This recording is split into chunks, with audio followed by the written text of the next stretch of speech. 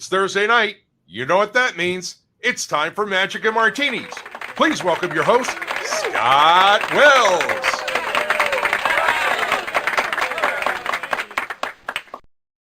Keep your seat. Thank you very much. Everybody sit back down. Congratulations to each and every one of you for having such good taste to come back week after week to listen to the podcast. And we've got over there Scott Wells, the Magic Word Podcast, and also for coming back and joining us here around the virtual bar. Since we can't be at conventions right now and everything keeps being pushed back, at least now we can join each other for a little toast virtually. So cheers to you, a little martini there.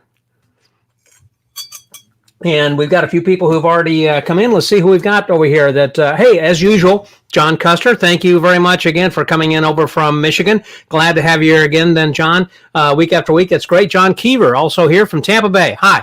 Looking forward to another good session. Yes, we're going to have a very delightful conversation that I'm looking forward to. Such a diverse group of folks that we've got then right now who are going to be joining us here this evening for this. And let me just also say that another thing that I've done that I'm going to supplement with this evening is we're going to be having a contest, and so we're going to be I'm trying to start the thing that you can log into, and in fact let me just put that up over here for that you can log into this thing that if you do then you can perhaps have an opportunity to win something. Just take but for some reason that I didn't start it on time. So we still got another 30 minutes or something before that starts, and I don't know why that's happening that way. But anyhow, we're going to be giving away a cool prize. We'll talk about that in a minute. I want to also say hello to Richard Tracy. Dick, glad that you can join us from Tucson. My son, Sean, over there. Howdy. Thank you very much. Yep, we got this when we were in Alaska, he and I, and that frequently. I like the back of that. It's kind of cool. It says, if I can turn around so you can see the whole thing over there, that's from Sitka, Alaska. Yeah, it's kind of cool. Anyhow, thank you, Sean. I'll be seeing you probably tomorrow. Not probably, but for sure. And Tim Hahn, another friend of the Magic Word. It's great to have you here then as well. John Pullum. We are live. That's true. And also, I just want to thank everything that you're doing with Franz from week to week. That's great. Peter Brown from down in Australia. It's tomorrow morning. So all I can say to you is good day, mate. And I guess what I should be saying really is just to have a cup of coffee over there or something, since it's morning time down under, so to speak. So anyhow, thanks, Peter, for being here. Got Robert Vallon also is joining us from Beaumont, just up the road a little bit over here in Texas. Harriet's from Michigan then, too. Hey, sweetheart, glad that you're here as well. We already had John Custer, who had joined us then as well. We got Rudy Colby. Glad that you're back over there in Las Vegas. We missed you last week. I thought you were going to join us there virtually. And you're right. This is just an excuse to drink alcohol. So what can I say? But cheers to you, my good friend, and bottoms up, so to speak. And let's see what we got. Phil Mann's on there then too. We are going to make it a party and magic. I like your thinking. That's what we're going to be doing. And Ted Danger from Panama City, he's the one who's actually contributing the prize that we'll be talking about a little bit later. So be sure to enter the contest there a little bit later. And so Eric Schmidt, hello from Troy, Michigan, another one from there. And I know said Jamie's just over there from Bergeron's hometown, over there in Baytown, Texas. Peter Brown. Good on you, mate. And so, thank you, Rudy. And let's see, Southampton, Massachusetts, secure and listening.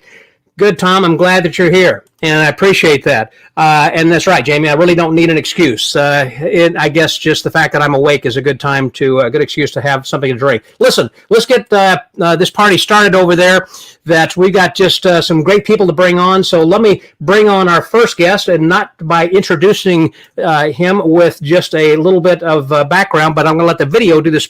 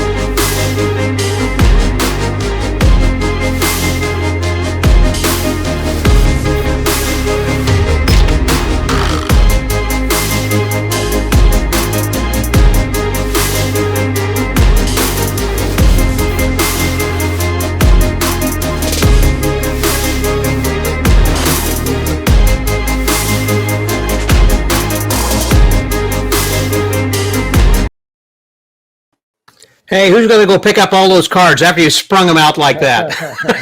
I got people for There's that. you have people. You have people. Cheers to you, Sean. What are you drinking there tonight? This is a little bourbon here.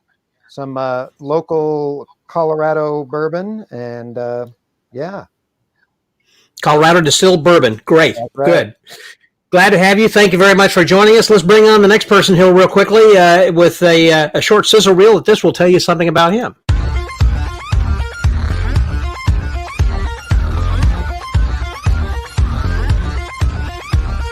I should have babies. Oh my god. You need to be on America's Got Talent. They're locked together, yes?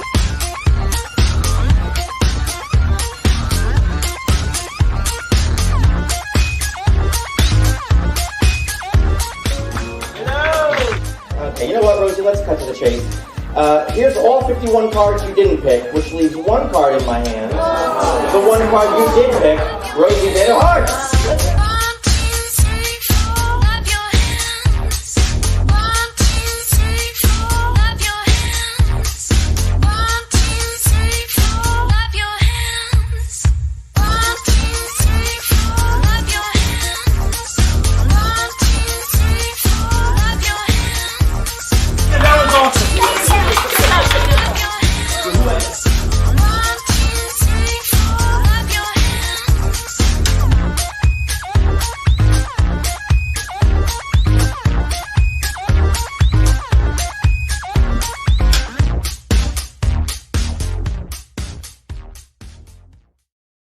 And let's bring him on. Cheers to you. Hey there, David. How are you, sir?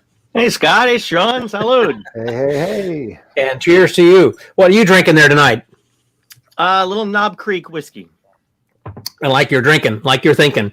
Thank And this is going to be fantastic because one of the things I want to talk about with Sean is show cues and sound control systems, that kind of a thing. And David, that you are a master of analytics and statistics, and you got in comedy writing that you do. This is just going to be fun. And we're going to bring on someone here who is also a very entertaining woman who has actually won the Close-Up Magician of the Year at the Magic Castle from the Academy of Magical Arts. And let's welcome this next.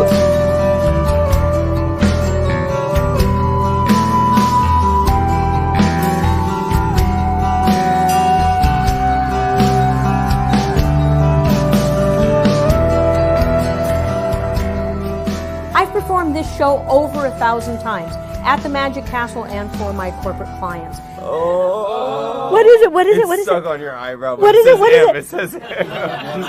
Oh! Wow. What? Oh. My goodness.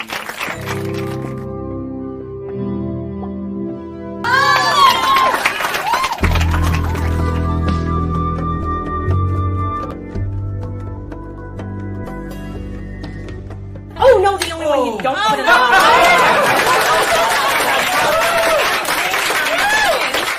So come into my world and let's play.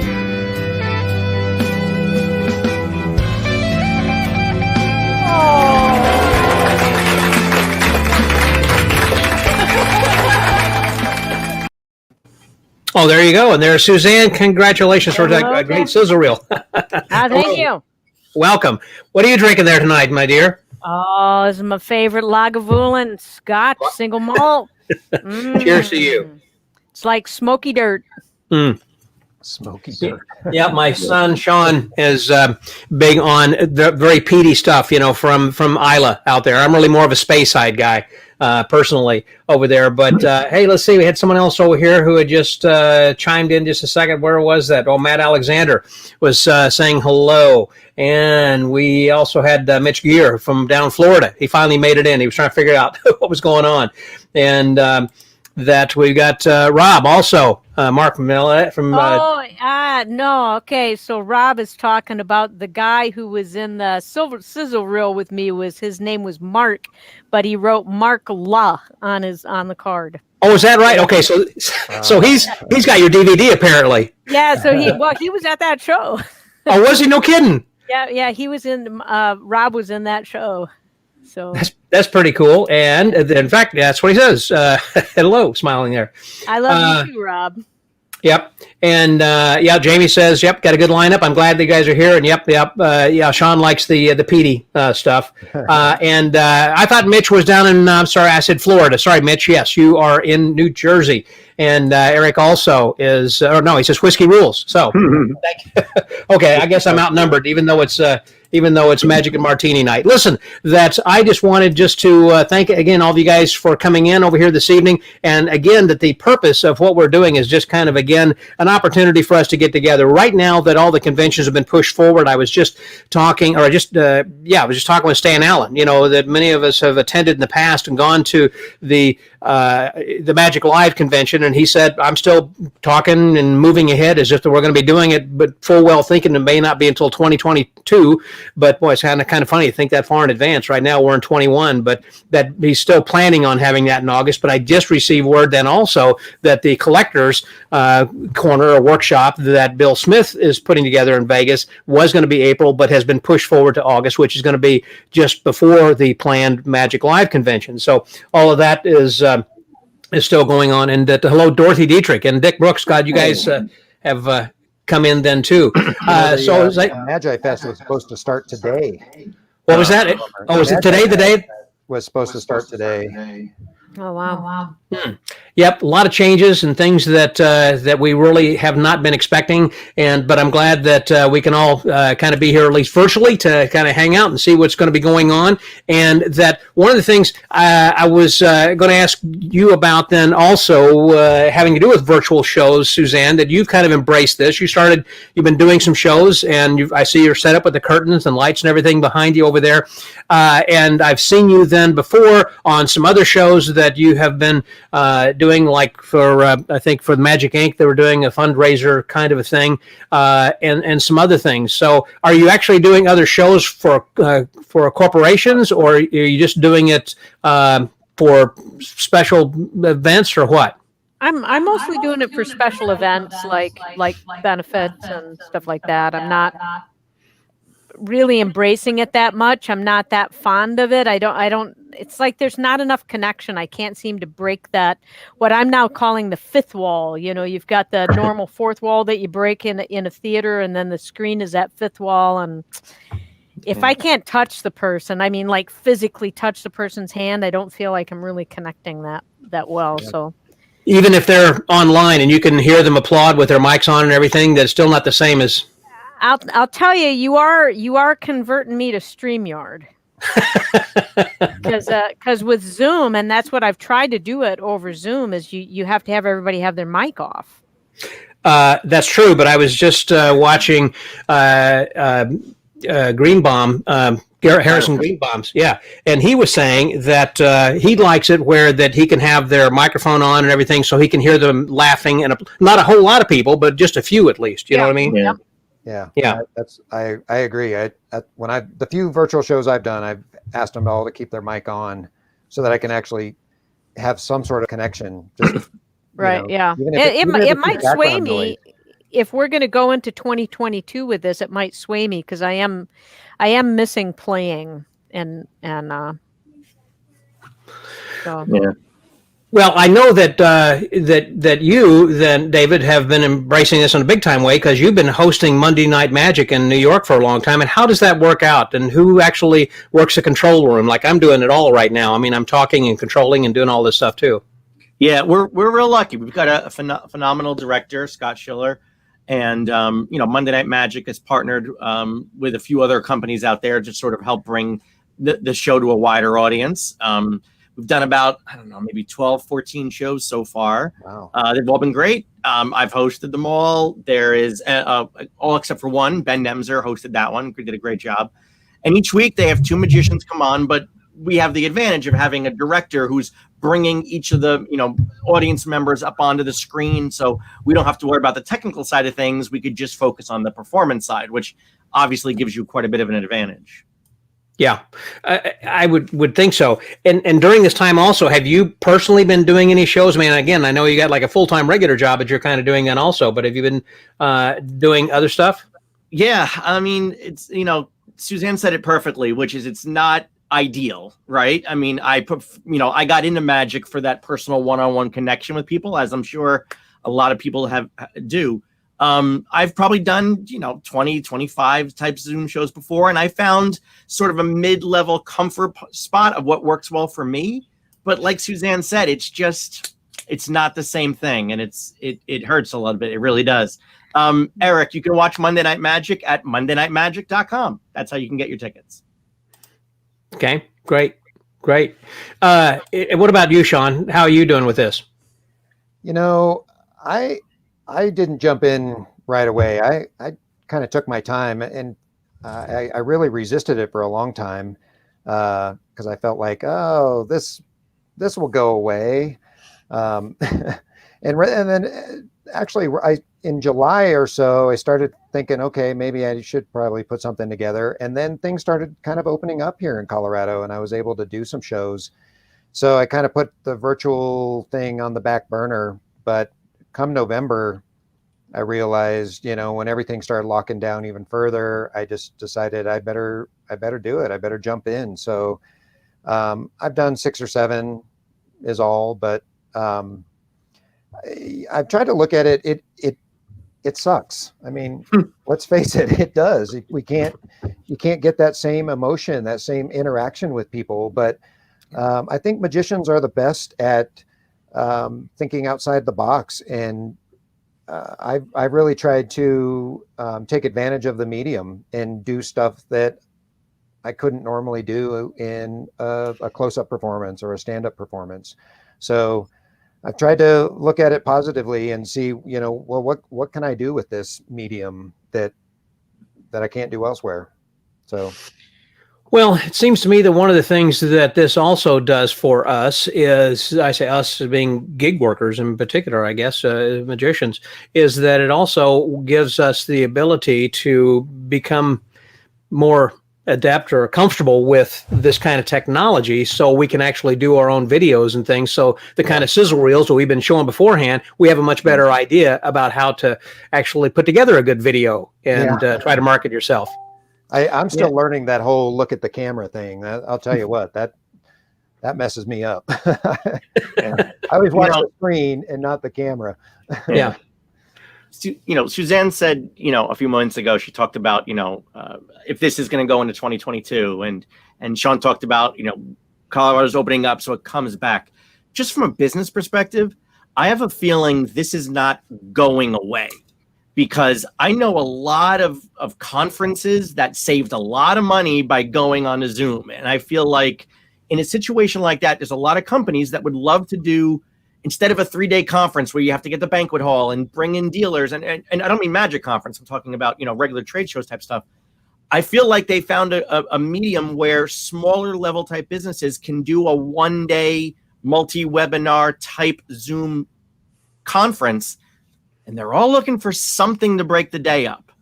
And I think this is going to be sort of an interesting revenue stream for magicians that isn't going away and can be, and hopefully it won't become the norm, but I still think it's going to be an opportunity for a lot of us. I do think that, though, this is going to be a norm for quite some time. And even after it no longer becomes the norm, I think that those who have not embraced it wholeheartedly will still be giving up some potential revenue stream in the future. In other words, that they've already given up some over the past, because those who are jumping in are getting everything there is to get, I guess, right now, or trying to, and become relevant. And that's another thing, is you need to become relevant all the time as magicians, certainly, and try to make sure you maintain your customer base and all of that. But one of the things too, Sean, is that you've got the show cues that you and Carl Andrews had put together some time ago, and that during this time that we're kind of in quarantine, you have a chance to kind of tweak that maybe some more, because that's not something we're obviously using, but we will again soon, and it's a fantastic platform. Can you talk a little bit about that? Yeah, I can. Carl and I put together show cues several years ago, and Carl's really the brain behind the programming on it. The concept was mine. It was kind of my brainchild, and then I took it to him because he was an app developer and was also a magician, so he could look at it and go, okay, this is something that I could use and other magicians can use. So he was able to program it from a magician's standpoint, and I do know that he has been working on it pretty regularly during this downtime, updating it, doing some revisions, trying to make it a little bit. Every time Apple comes out with a new OS, something breaks, and so Carl has spent a lot of time working on that, and we've gone back and forth a little bit, working on it and tweaking it here and there, and making it work. So hopefully soon it'll be released, and we'll be back doing shows, and people will be able to use it. And that also that it interfaces with Audio Ape, I think now too, right? Yeah. A couple of years ago, we reached out to Charles Pichuk and asked him to help us develop a remote that was really reliable, and he subsequently created Audio Ape, and it's really a phenomenal remote setup. I mean, we couldn't have asked for anything more. It's just really been great, and the relationship with him has been great as well. So, do you find that people tell you that they use this not only for stage and parlor, but also for close up?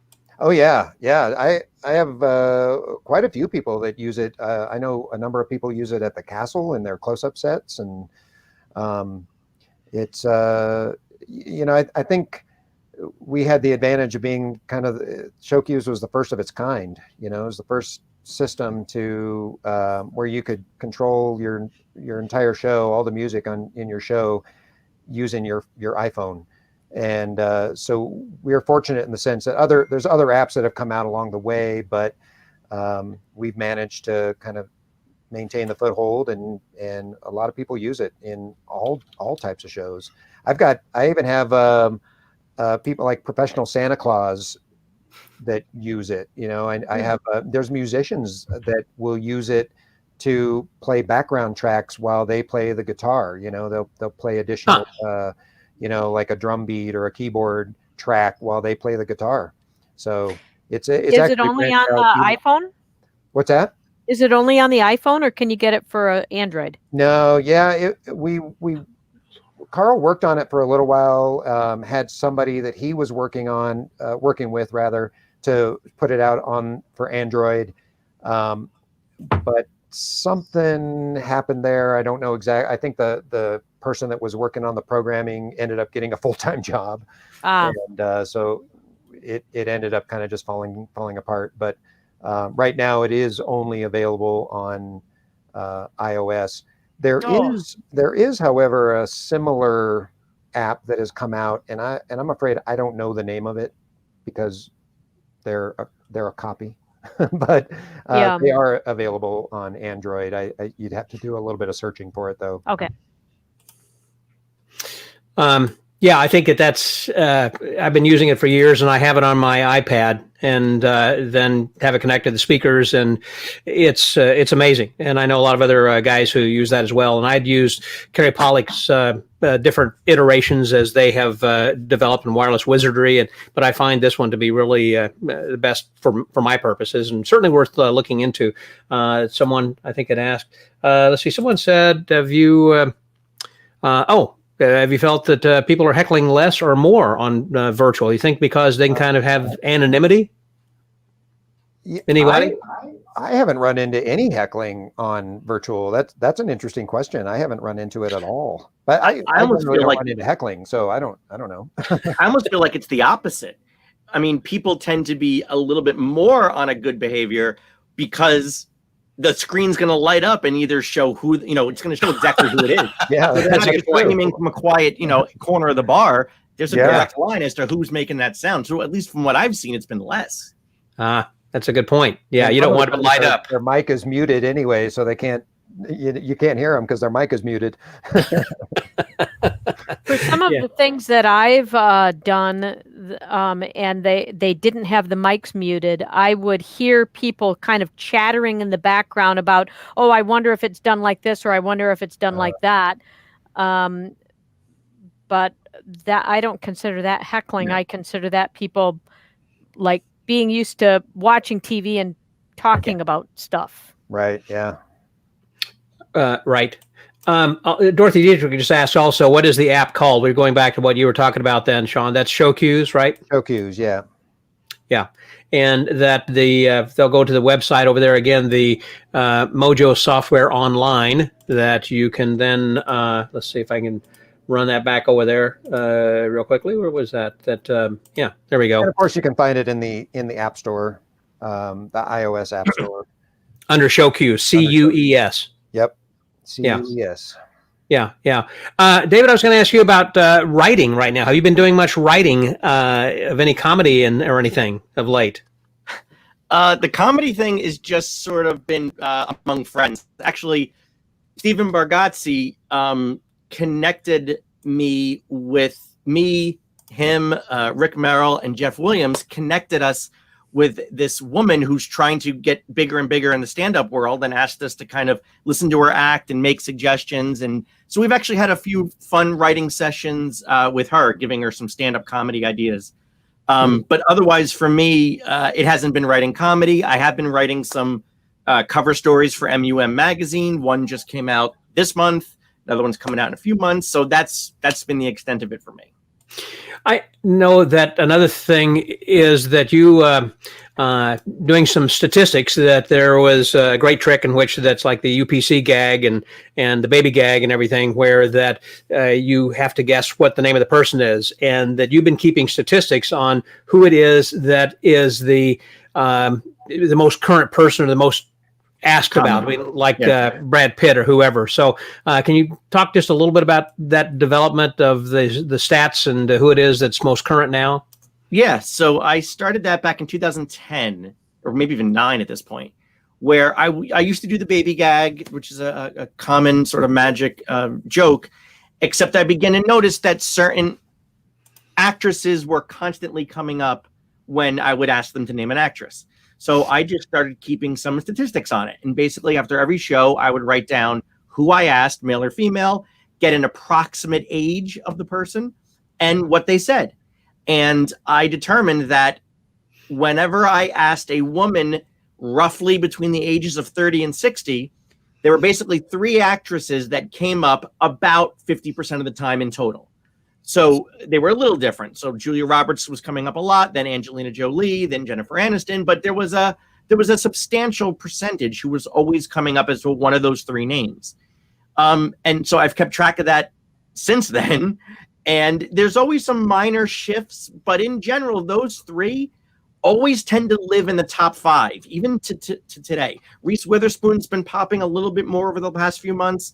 Whenever I've been doing Zoom shows and kind of doing the baby gag there. But yeah, it just kind of, it's been real interesting. I have friends around the country doing the same thing and sending me their statistics just to sort of see if we're seeing any major shifts. So it's been a fun little way to explore the routine a little bit. I think it's a great trick, and I know that's an ever-evolving thing where people have different ideas of who it is that's famous at the time, kind of a thing, and that changes obviously also with probably the age of the audience, I guess. Yeah, I determined that women between ages of 30 and 60, I saw this 1% come up. Other than that, it was a free-for-all. I mean, men were naming things all over the place, younger women, older women. So there was just one sweet spot where the percentages sort of trended in a way that I felt comfortable putting into my show a little bit. But it's been fun to play with. Yeah. And I imagine that would change too, depending on the industry that you're performing for. You know, if you're performing for a whole bunch of aficionados of the NFL, you know, they're going to call out, you know, Peyton Manning. But if you're performing for a bunch of cattlemen, they're going to call out somebody else. Yeah, and great point, Sean. And what I do is I do specifically ask for an actress. So I do sort of limit to where I'm going for. The nice thing about it is when they do name one of the 3 outs that I've got in this particular routine, I'll sort of jump in and say, well, wait a minute, I'm just curious. Why didn't you name? And then I'll rattle off 10 actresses really fast. So people sort of understand the scope of what their potential answers could have been. But again, it's not all the time, but just enough of a trend that makes me feel comfortable putting it in as a couple outs and getting a hit way more often than I deserve credit for. Yeah, that's cool. That's great. Also, by the way, that there was a question over here that Suzanne, that John Pullum asked if your dog can do any tricks. She can. She jumps through a hula hoop. It's really funny. She'll hold the hula hoop up about that far off the ground, and she just kind of jumps sideways through. She goes boing. She's a little beagle Jack Russell, so she's quite nimble. Yes. I was wondering what she was. Yeah. Because she has the look of a beagle, but the size of a terrier. So Yep. Is We've got two little girls. We've got that was Kira that came up to see me, and Maggie will probably come here in a little bit. And Maggie is a pointer Jack Russell. I think we like that Jack Russell breed. They're very playful and creative and smart. Yep, and now that I'm home a lot, I'm realizing how much energy they have. Yeah, Jeff. My wife makes me jump through hoops. And so, speaking of which, and getting someone to come and assist, I know that Louis is kind of handy right there, and he plays the music. You want to have Louis come over? Where are you doing? We need a chair for you, my honey. This is my tech guy. This is Louis, and or I call him Rundio. He's my sweet husband, and all the music that you heard on my that was the intro to my Magic Castle Act DVD. That's all his music, because he's a musician, and he's also my tech guy, so he's doing all the tech stuff. Very cool. And that people also, if they want to buy that DVD, they can just contact you directly. Right. Yeah. I've got a digital download and also the actual DVD for the people who actually have DVD players still. A few of those, perhaps. Louis, what instruments do you play? I play bass, guitar, and an instrument called the Chapman stick, which most people have never heard of, but you've heard on many hit records. And on the sizzle reel. So. Yeah. Oh, right. Yeah. Yep. Yeah, a bass player named Tony Levin played that on a lot of Peter Gabriel hits. Bass parts on it. He was also in King Crimson for the prog rock people out there. That's very cool. Oh, very cool. Yeah. You don't happen to have that handy that you can kind of play a couple of bars? Oh, no, sadly, it's all packed up and not accessible at all at the moment. I'm gonna have to look up a Chapman stick and see what that is. It sounds like a brand of chapstick or something. Yeah. Oh yeah, it it's sounds a like. really cool instrument. It's like a long fretboard, and it's got It has 5 bass strings on it and 5 strings that are in a guitar range, and you basically are playing guitar and bass at the same time. One hand plays the bass and the other hand plays the guitar side. Who's your favorite stick player that they could look up? Well, Tony Levin is definitely the most prominent, but he primarily plays the bass side. If you look up Greg Howard, okay. He's one of the masters of it for sure. Albertson is another name worth looking at. Albertson, okay. Interesting. Good to know. By the way, I wanted to ask you also something of just Suzanne, about restaurants in just a moment, but I also want to remind everybody that what we've got going on is I'm trying something different here tonight with this crowd thing of if you're here, if you'll just go to that crowd.live, then that link 9A2KA. There you've got a few questions to answer. I'm just curious about people going and answering it, how they answer it, and also that we're running then a lottery, meaning that if you have if your name is going to be drawn, that we will going to be giving away something thanks to the let me see if I can get this lottery I'm going to get the lottery going towards the end of this, but the idea is that Ted Danger had recently received the book of John Ivan Palmer on Master of Deception, and he said I'd like to pass that on to somebody else. And so he's the one who lives in Florida, I believe, and he's the one who's going to be passing that on to a winner whose name will be drawn from those who have completed the survey here this evening. And it's not a contest, but it's just kind of fun. And throughout the evening, I'll see if I might be able then even to call up the results of this. Let's see if I don't know if I can do that or not. But in the meantime, I was going to ask you then, Suzanne, about restaurants. What it is that you whether you've been doing any restaurants now with a few of them being opened, and how you approach the tables, or if you do it all. What's going on? Because I know you've been doing them for like a couple of decades. Yeah, I've been doing restaurants since '85. Oh man, you guys are gonna know how old I am then, aren't you? Well, I live in Minnesota, and right now it's 14 degrees. So 14. we're not having any outdoor dining. Now, granted, it is 7:30. So, but still, there's not any outdoor dining at 14 degrees. So, I think the restaurants are that where I work. So I have 3 upscale restaurants. They're planning on opening up maybe in May. And then we'll have some outdoor stuff because we get to be about 60 degrees or so in May. And you can dine outside at that point. Now, whether they'll have me back then or not, I don't know. I have been in contact with the owners of all 3 of the places, and they're all saying, "Oh, we can't wait to have you back." And so I know that I still have a job, but I think I'm still going to be not working for a while.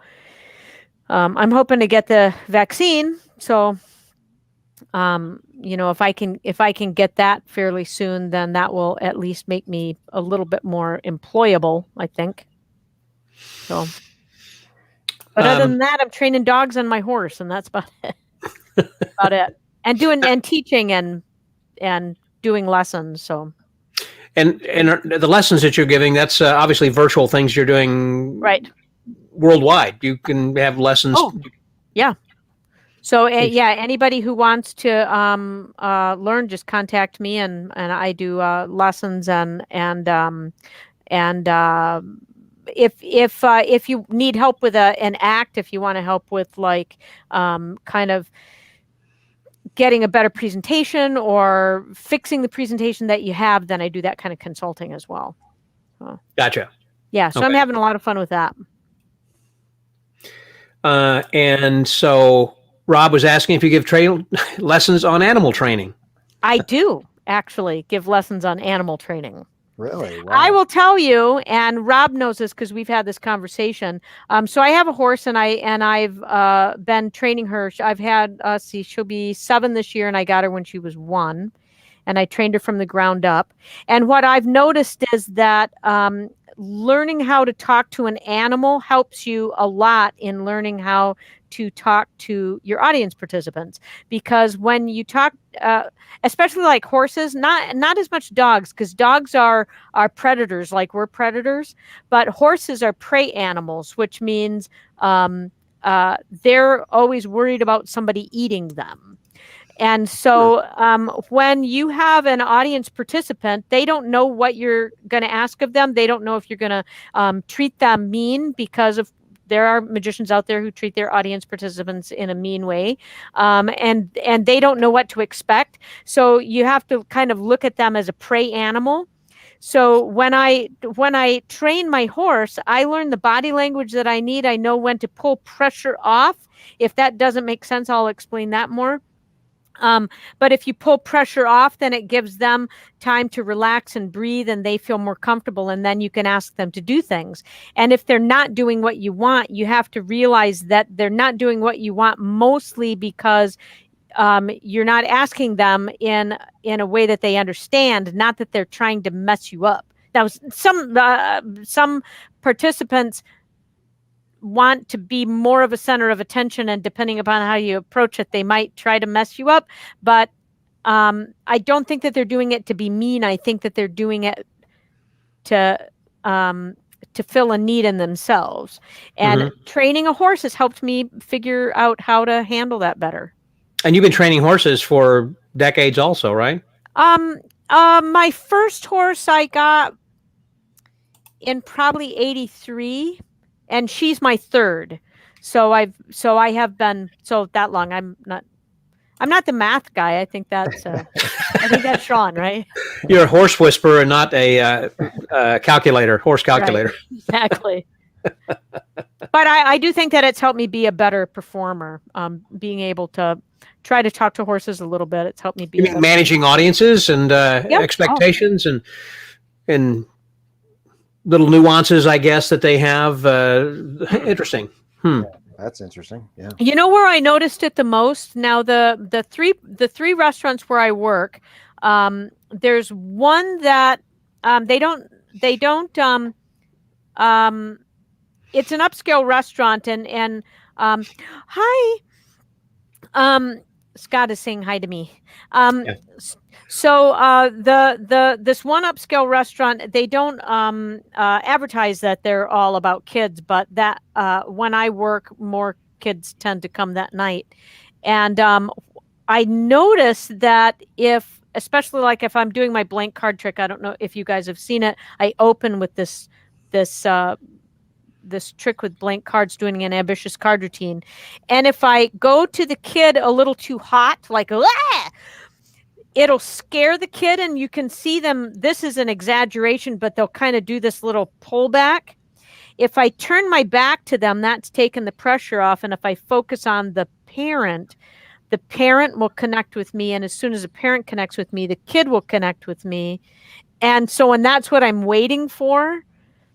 And then the kid will be happy to help me. And by the end of the set, the kid is going to give me a hug because they feel that I've heard them and paid attention to what their needs and fears were, and that I didn't push them into doing something that they didn't want to do. And I got all that from horse training. That's interesting. Yeah, that's pretty awesome, really. Yeah. I wouldn't have thought about that.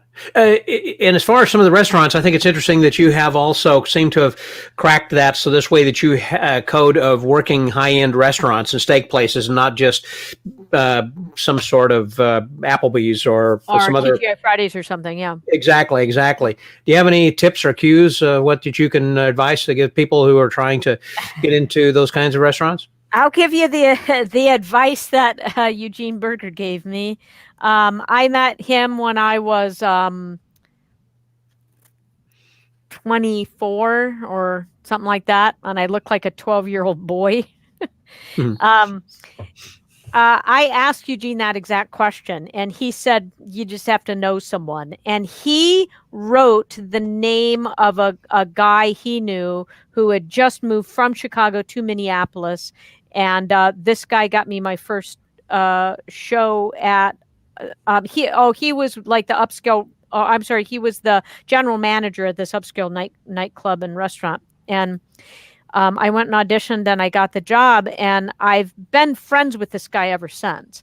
And so you kind of got to know somebody. So if you can meet the owner of an upscale restaurant, and don't be manipulative about it because they'll see that a mile away. But if you can kind of break in with them, or break in with a server or a bartender at a place that you'd like to work, and then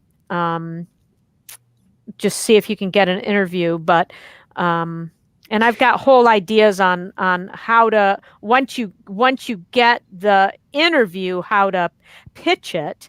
And if you want to know that, then contact me and I can help you out with it. But because there's a lot of things that once you get that, the cold calling for upscale restaurants is that's hard though. It is hard, and I think even if you have an in to them, that you still have a little difficulty of trying to sell magic into that, because they say, well, our patrons are above that. We don't like, it's for kids, or that whatever. And that's what I can help you get past that part. Yeah. Okay. Because, like, for instance, one of the places that I work, the guy's best friend owns another upscale restaurant, and he would come and see me at the first guy. So I work at this place called Birches on the Lake, and the guy who owns that, his best friend would come and see me quite often, and bring people to see me. But he was like, I don't know, I'd like to have you at my place, but well, I don't know. And I said, well, just let me come one night, and I'll do 2 tables for you, and I'll show you how well this works. I don't recommend giving a full night free. Just say, I'll do 2 tables, and then I'll talk to you and your manager.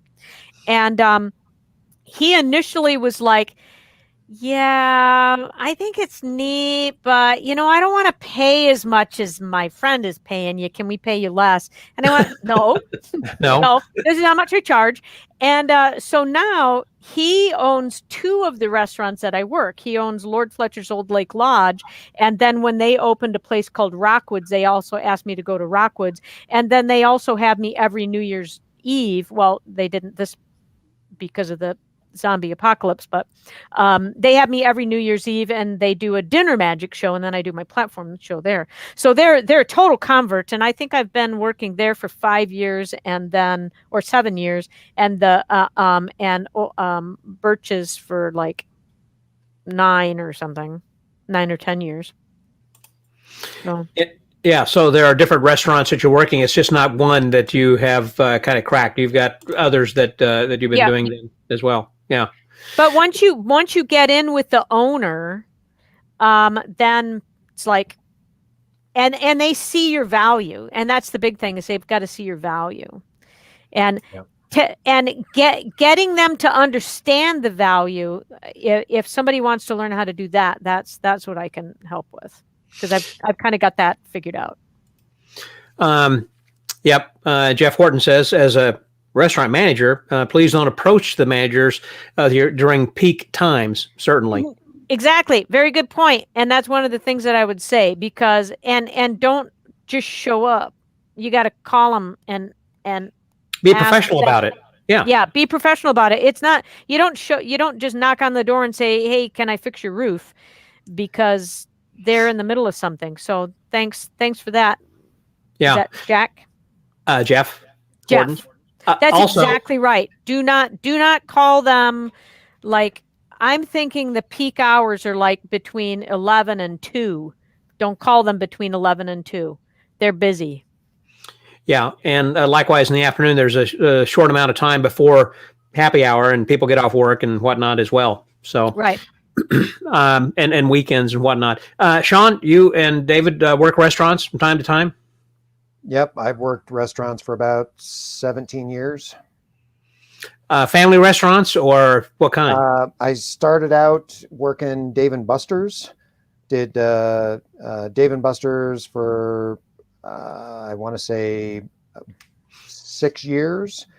And then I ended up switching over, and I worked at Maggiano's restaurant, which is a upper scale Italian restaurant. For those of you that may not know Maggiano's, right, they're a step above the Olive Garden. At least we like to think they are.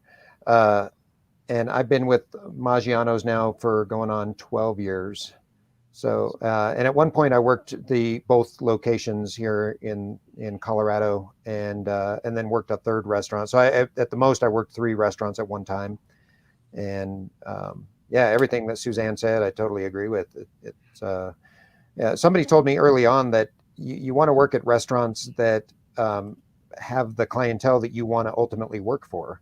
So, I picked restaurants that were a little bit higher end, and a high-end steakhouse, or in my case, a upper scale Italian restaurant works out really well in the long run. Yeah. I think also you need to patronize these places. You just can't show up, and I mean, you have to know their cuisine, know a little bit about their plan, their business plan. But I would think, like Maggiano's, and Sean, that you've got something there that is a chain restaurant. That a lot of times when I've approached some of these places that might be like Ruth's Chris or something, that they're going to say, well, we need to get the buy off from management because we have a certain brand, and that they don't do this in New York, and so it's got to be all or nothing. So I think that if you have something that is more of a local mom and pop steakhouse or something, it's like that. Because the one, Suzanne, I guess that you're working probably is just a one-off. That's not really a chain, is it? Correct. Yeah. Yeah. So all three of the all three of the places that I work they're not chains at all. So yeah, I got really lucky because you're right, Maggiano's is a chain, and it's my understanding that I am the only magician in the entire chain. Some of my friends have reached out and said, hey, I've got a Maggiano's in my area, can give me some help and how I can get in with that.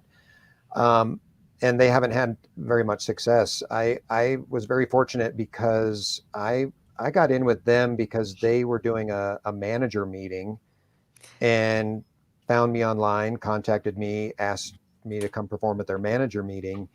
And then the general manager of one of the restaurants approached me and said, hey, I think this would be really great in my restaurant. Through just sheer coincidence, his assistant manager had worked with me when I worked at Dave & Buster's for 6 years. So he was able to say, yeah, this guy, he knows what he's doing. You got to have him.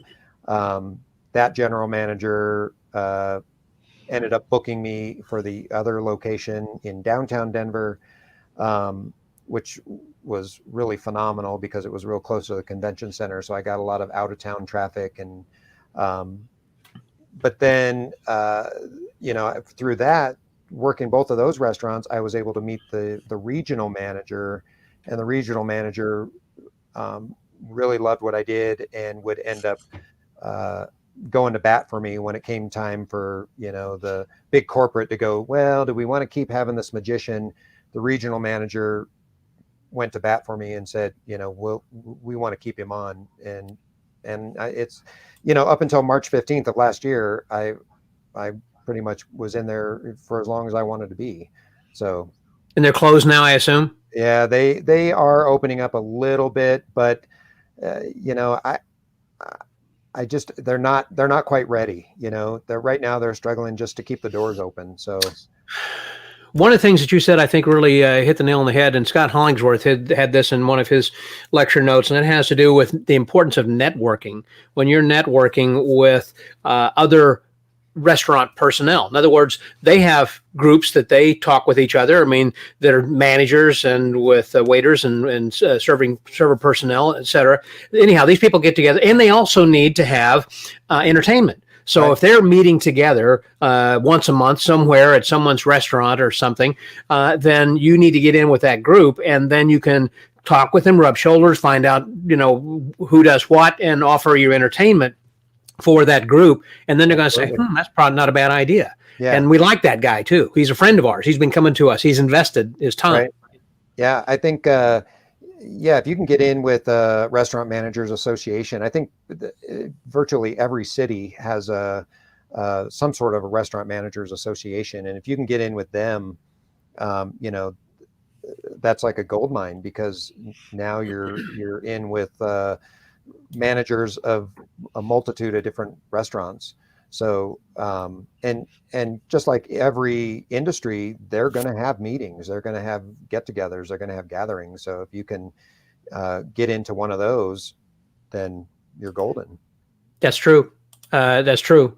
Here's one for all of us, I guess, over there. What's the worst experience you had as a restaurant magician? I think you've addressed this once before, I think, Suzanne. Do you have something comes to mind?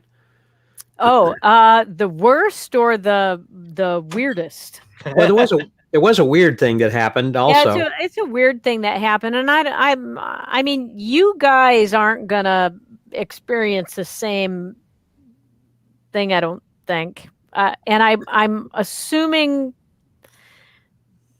we talked about this before, Scott. every and Sean, you're gonna agree with this. Every table is gonna say something weird when you walk up. Make my bill disappear, or make my wife disappear, or make my boss disappear, or something. And people will say sexual things to me. Oh, like, God. I'm going to be careful what I say here because I don't know the audience, but make certain things bigger, make certain things levitate, make certain things. And when I was younger, when I probably wasn't as self-assured, and I probably didn't have the power kind of coming off of me. You know what I mean? When I approach the table, I'm not as confident. I used to have guys would put their arms around my lap or around my waist and pull me down on their lap and stuff. And I mean, that's just real inappropriate stuff. But that's stuff that women have to deal with all the time. And you just figure out how to kind of get out of it and sidestep it a little bit. And is that the direction that you were going, Scott? Because I'll tell that story. If you want me to tell that story, I'll tell that story. We got a little bit of time, I think. Now you have to tell that story. Okay. I just don't know your audience, Scott. So okay, well, they can hear this on the podcast. It's going to be coming up in a few weeks if they want to wait until then. Gotcha, because I told it on the podcast. So Yes. At Lord Fletcher's Old Lake Lodge, there's a lot of little rooms because it's a very, very old building and it's on a lake. And so they have one room called the chart room, and it's a very long galley-like thing, and it's supposed to simulate a ship's galley. And it's got a big banquet table, and I think like 20 people can fit in there. So like somebody would rent the whole room and have 20 people. So one night, this group rented that room, and about halfway down on the right side, there was this guy. And I came in and said, I'm Suzanne. I'm going to do a little bit of magic for you before your dinner comes up. And he said, and I can say this, Scott? Sure. Hey, David, going, tell me. He said, can you make my dick disappear? Yeah. Okay, you guys are never going to get that. I get that crap all the time. So he says, make my dick disappear. And I went, sure. So I walked down that side. Now I have to like kind of do like that, coming back behind my ears. Rob, you're so funny. So I kind of squeeze back behind the chairs on that side going towards him, and he's leaning back and doing a Rudy Giuliani thing and unbuckling his pants. Seriously. I think you mean Harvey Wiener, not Giuliani. No, well, I'm more talking about Rudy Giuliani doing on the Borat movie. Yeah. Oh, yeah. So he's doing that. He's unbuckling his pants, and I get to him, and luckily pull out a pair of soldiers. You got it, Peter. That's where I was going. So luckily, the server had already set the table for steaks because this is a steakhouse. And so the steak knife was there. So I just picked it up and I said, whip it out, man. And he went, whoa. And the rest of the room went, whoa. So that would cut him off, so to speak. It kind of bobbed the whole thing. So. Yeah. Wow. But yeah, so I mean, I get stuff like that. Exactly. But sorry, you asked. Well, you guys get to tell your worst stories, but that's the kind of stuff that I put up with. Were you going to say something, Sean? I never really have. I can't say that I have had a bad experience. I mean, I think the strangest thing is a couple times I've had people say, no, magic is against our religion. No, we don't believe in magic. I've had that sort of thing happen a couple of times, but for the most part, never really had a bad experience doing restaurant. I mean, there's always some uncomfortable thing where you go up to a table and they go, no, we don't want to see anything. And you have a hard time not taking that a little bit personally, but other than that, I, Yeah. I love performing in restaurants actually. So Yeah. So- I've never and I've never sadly, really had a I mean, I feel bad for Suzanne because she's right. We don't have to Well, I deal think with it's that sort of funny. thing. It's the world we live in, which sucks. That's lame. Yeah, it's unbelievable. I've never. I mean, I've done restaurants for 15 years. At my high point, I was probably doing about 6 a month, all different types, from upscale places to local bars. And I've never really had a bad experience. If anything, I've had a phenomenal experience where there's a upscale Italian restaurant around here, and I was performing one time for this group of about 6 guys, a little bit older, all dressed really funky, leather jackets, slick back hair, and they're loving me and they're grabbing me and high-fiving me and little headlock. And when I walked away, one of them gets up and comes over to me and he says, "The band loved you." I said, "The band?"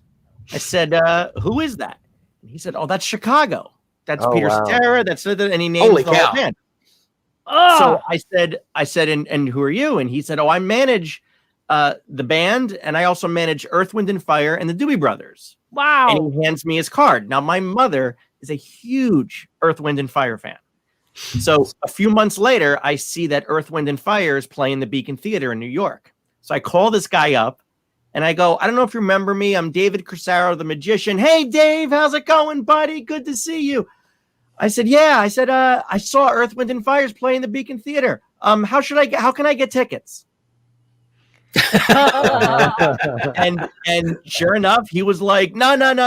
I'm setting you up. You're my guest." So me and my mother went front row, Earth, Wind, and Fire, met the band backstage, got to do magic for the band. And it's just because of that, that one table at a restaurant. So I've had nothing but phenomenal experiences. Yeah. Yeah.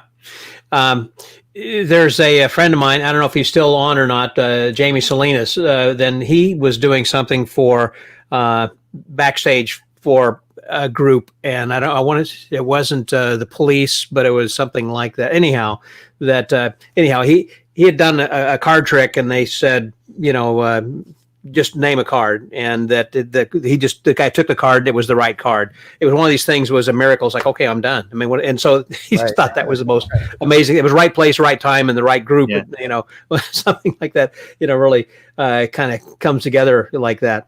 Well, listen, this has just been a lot of fun, and also that I mentioned that we've been having this thing going on in the background over here. We've had a lot of people: Jeff Horton, Richard Tracy, Wayne Taylor, Steve Mills, Jeff Williams, and Magic Mitch, Rob W. And we've had some other people I know who have been coming on then as well. Gosh, John Pullum and Adam Martinez and Wayne Taylor, Harriet Jacobson, James Zielinski, Gary Gill, a bunch of people who have been getting on this. And we're going, as I said, have a drawing. And after this is over, that's a lottery, basically, for those who have entered the contest, if you will, or just taken the time to fill out this little thing that I'm still trying to figure out how exactly that this engagement things works. We'll fine tune this as the weeks go on, but once that's selected, then we will have a winner that will be announced, and then Ted Danger will send that information to you. And so right there, George Schindler just came in. You're late, but you're here. I'm glad you are. And for those who would like to know, that he was the one who was on today's podcast. So if you haven't had a chance to download and listen to the conversation that we had with our friend George, that he is the Dean of American Magicians. He's going to be turning 92 coming up in March. Wow. So George is the best. Yeah, he really is. He just says, "I just want to be around to see what happens at the end." So so you need to go and listen. And of course, he's just a national treasure for us, and just such clarity of mind and good stories and everything that he offers over there all the time. And so we've got other people who are coming up. We're gradually getting closer to the 600th episode that I'm not going to tell you who that is, but if you subscribe to the pod letter, and I would kind of let me see, told that over here somewhere that if you just subscribe to the pod letter at themagicwordpodcast.com, then you can sign up, and each week you know who's going to be on and who's coming up next week, some suggestions from the archives and that kind of a thing. I will tell you, though, that next week we're going to have Luna Shimada, who will be my guest. So she... I'm tuning into that one for sure. She is great, and Connie Boyd has been knocking it out of the park with a lot of ladies. Suzanne, were you a guest of Connie's recently? No, I don't think so. You haven't been yet, because she's been doing Women in Magic. She's got a series that she's been working on, and so anyhow, I know that she's been having a bunch of them, and let's see that. Phil Mann says, let's see. Oh, that's what it was. Someone had said people are suggesting that we should do virtual Houdini tours of the museum. Any suggestions? And that's when Phil said, yeah, the American Museum. Sorry. So what I was saying is that we've got these things coming up, and it's going to be still a lot of fun. And I got some exciting people who are coming up next week, and if you stick around just a second, we'll have that video that's going to be playing. Anything else that you guys would like to say before that we kind of start to sign out over here? I sent Louie's YouTube channel to you? Did you get that? I did on my text on my phone, but I can't move it from my phone over to this. If you can put it in Facebook direct message, I can then copy and paste that over here. I can do that. I'll do that right now. And I will put that in the, or better still, that if you can put that, well, just text to me and I'll try and make it easy for you, and I'll put it in the chat line on Facebook. I can do it because I got text on my computer. Very well. Then just put it into the comments that are being put out there then for the in the chat line. As I mentioned, Ted Danger is going to be the one giving away the book, and it's called Masters of Deception by John Ivan Palmer. And that I will notify him who the winner is, and he'll be sending that out. And Peter, again, John Ivan Palmer's a friend of mine. He's from Minneapolis. Oh, is that right? I did not know that. Yeah, I've known him for years. He was one of the hottest hypnotists, stage hypnotists here in Minneapolis. And he and his father both apparently had done the magazine memory test thing, where you throw out like the weekly, whatever the magazine is, Time or Newsweek or something. Somebody opens it to any page and you tell them what's on that page. Cool. It's a great trick. And anyhow, that the book Master of Deception, I had done a podcast episode with him a while back. And I know also that, Suzanne, you and I have been working there with John Gaspard, and that's another thing for the Eli Marks series. And there was one other thing about that then too. Oh, you didn't talk about your Sunday Night Magic. We talked about Sunday Night Magic, which we're not doing right now because of the zombie apocalypse, but once a month, when we can get going again, once a month on a Sunday night, I invite an out-of-town magician to come in and perform and lecture, and then we have, in that show, we also have some local performers. So we're supporting our local performers, and we're also having somebody come in. And since I travel a lot and know a lot of magicians who are out, then I can just kind of call them and bring them in, and we pay them, and that's great. So if you go to on Facebook Sunday Night Magic, then you'll see who we've had. We've had great people come in. Eugene Berger came in. Peter Samuelson came in. We've had you'll see everybody. I can't right now because I've had my Lagavulin. I can't think. And as people want to get in touch with you, again, that's Suzanne at SuzMagic.com. Correct. Once we kind of get back to come up and perform, if you happen to be in the Minneapolis area over there. I'd love to get like little pings from people who would like to come and lecture and perform. That would be great. Sounds wonderful. You got it? Got it. I was actually in Minneapolis. I didn't know that. I was there about a year and a half ago. Oh. My son is a huge Minnesota Vikings fan, and I flew him there. We took him to a game, and we will be back. So yay! I'm going to be in touch. I don't watch football, and I only know that that's football because I live in Minnesota. But I got a call from this guy, and now I can't even remember his name, and I didn't know who he was, and he hired me for his girlfriend's surprise birthday party, and I showed up at the house, and he was really big.